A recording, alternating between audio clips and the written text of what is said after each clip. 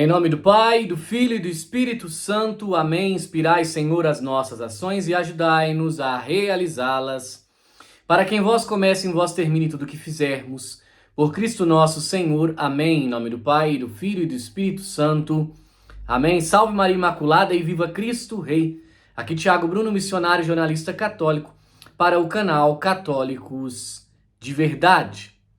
Santuário de Aparecida, que tem o seu arcebispo Dom Orlando Brantes, que já disse: o dragão do tradicionalismo e brarará, pois eles estão totalmente doutrinados para criticar a tradição da igreja.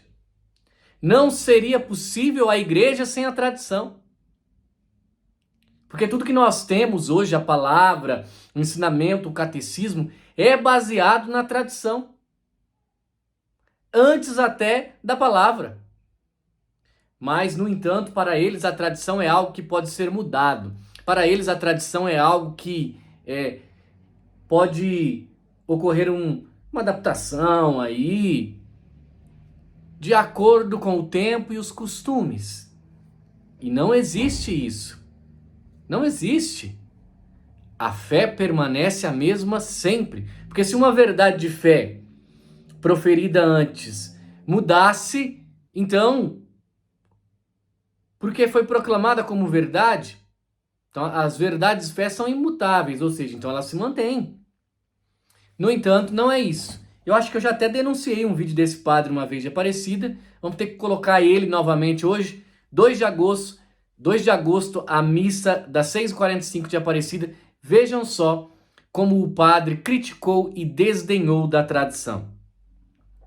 Ainda outro dia, eu fui celebrar numa comunidade das muitas que a gente vai, e enquanto esperávamos a celebração, uma senhora disse assim: ô padre, a minha filha, ela é da igreja tradicional. Aí tinha tempo, vamos alongar a conversa, né? Mas o que é uma igreja tradicional? E ela foi então descrevendo uma igreja tradicional, né? Bom, em resumo, é aquela igreja que se pega tanto a tradição que ela esquece que a vida é dinâmica, que as coisas mudam. Que hoje nós temos microfone, o que no tempo de Jesus não tinha. Que hoje nós temos celular, o que no tempo de Jesus não tinha. Que hoje nós andamos de veículo, voamos de avião, o que no tempo de Jesus não tinha. Eu preciso parar no meio só para dizer que o seguinte: uma coisa, meus irmãos, é o desenvolvimento da sociedade no seu âmbito normal ali, cultural, tecnológico. Outra coisa é no desenvolver da fé. Diferentemente da tecnologia, diferentemente dessas questões que o padre colocou, a fé, ela não muda. A fé permanece, as verdades de fé permanecem sempre as mesmas. Elas não podem mudar de acordo com o desenvolvimento tecnológico, sabe? Isso é absurdo. Vamos lá. A tradição, por si mesma, é ótima. Ela nos ajuda a enxergar as nossas raízes, de onde nós viemos. Nós não surgimos do nada. Nós somos frutos de uma evolução da vida. Mas ela também pode nos aprisionar em algumas coisas. Nem tudo aquilo que é tradição ajuda-nos a viver hoje, não é? Quem vai ficar andando de carro de boi para lá e para cá, a não ser um hobby, né, gente? Não é verdade? O carro de boi foi bom no seu tempo, e aonde ele ainda é necessário, ele é bom. Mas para a grande maioria das pessoas já não é mais, não é assim? Pois é. O povo de Jesus era muito, muito, muito tradicional, agarrado na tradição. Por isso, não aceitavam o mistério da encarnação. E não aceitando que Deus está presente naquele ser humano igual a eles, igual a nós, semelhante a nós, acabaram não aceitando a proposta que ele trouxe. E qual foi a proposta que ele trouxe? Do Deus misericordioso, o Deus que está presente na miséria humana. Nós somos miseráveis, né? Queridos irmãos, então aqui ele trata a tradição, é aquele velho discurso da teologia da libertação, que a tradição é um museu, que a igreja não é uma igreja museu, mas a igreja é uma igreja dinâmica. O Padre Zezinho que sempre diz, é um rio que anda para frente, não pode ir para trás. Não tem nada a ver, as verdades de fé, elas permanecem eternamente.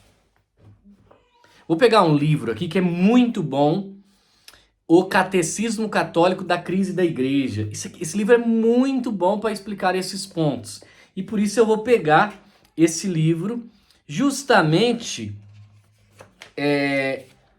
no ponto 8, para que vocês tenham ideia do que é a tradição e se ela pode mudar ou não.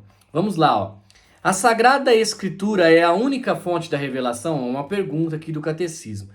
Vamos ver as respostas. Dizer que a Sagrada Escritura é a única fonte de revelação é um erro protestante. O ensinamento entregue oralmente aos apóstolos, que se chama tradição apostólica, também é, ao lado da Sagrada Escritura, uma verdadeira fonte de revelação. Ou seja, a Igreja Católica é baseada na Sagrada Escritura, na Sagrada Tradição e no Sagrado Magistério. Mas talvez o ponto mais importante é a Sagrada Tradição, porque é ela que mantém o quê? A revelação e o Sagrado Magistério também, tá?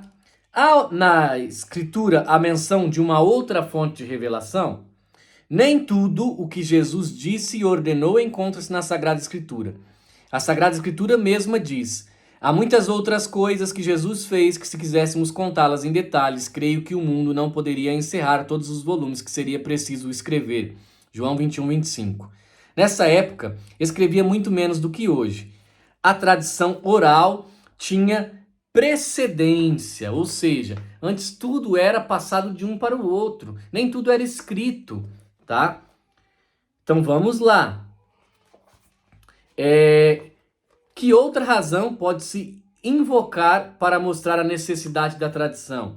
É unicamente pela tradição que conhecemos certas verdades reveladas por Deus, e notadamente quais livros pertencem à Sagrada Escritura. Há, com efeito, outros evangelhos e pretensas cartas dos apóstolos que não são autênticos escritos bíblicos. Os protestantes querem reconhecer somente a Bíblia como fonte de fé. Devem, ao menos nisso, referir-se à tradição, pois é dela somente que eles recebem a Sagrada Escritura. Qual é a primeira das duas fontes da revelação? A Sagrada Escritura ou a tradição? Qual vem primeiro? A Bíblia ou a tradição? A resposta é: a tradição é a primeira das duas fontes de revelação. Pela antiguidade, os apóstolos começaram por pregar. Pela plenitude, estando ela mesma na origem da Escritura, a tradição contém todas as verdades reveladas por Deus. E pela suficiência, a tradição não tem necessidade da Escritura para fundamentar-se a sua autoria divina. Ao contrário, ela mesma que dá a lista dos livros inspirados por Deus e que permite conhecer seu sentido autêntico. Sem a tradição, nem Bíblia nós teríamos, tá? E agora, o padre falou de uma forma com que ele quer dizer que a tradição muda conforme os tempos são atualizados. Agora, a tradição, a fé, pode mudar? Para os modernistas, a fé pode mudar, pois os dogmas são só expressão de um sentimento e de uma necessidade religiosa. Devem então ser adaptados e formulados de maneira nova, ao logo mudem os sentimentos e a necessidade religiosa. Ao contrário, se os dogmas exprimem de maneira infalível as verdades de fé, como ensina a Igreja, é evidente que não podem mudar, pois o que era verdadeiro ontem não pode ser falso hoje e vice-versa. Tanto quanto a A verdade, a fé verdadeira é imutável. Por isso que São Paulo escreve: se nós mesmos ou um anjo vindo do céu vos anunciarem outro evangelho diferente deste que eu tenho ensinado, seja anátema. Jesus Cristo é o mesmo ontem, hoje e eternamente. Ou seja, Jesus Cristo é o mesmo ontem, hoje e sempre. Então, o que Jesus ensinou não muda. A tradição da igreja não muda. Por quê? Porque ela é eterna. Ou seja, essa conversa fiada do pessoal da teologia da libertação, que a tradição tem que mudar, não pode vir a tradição chamando de carro de boi, de coisa passada, de museu, de coisa velha. Isso daí é um pensamento modernista da teologia da libertação e desse progressismo dentro da igreja. Fica evidente que está completamente equivocado esse pensamento. Salve Maria Imaculada e que viva Cristo Rei!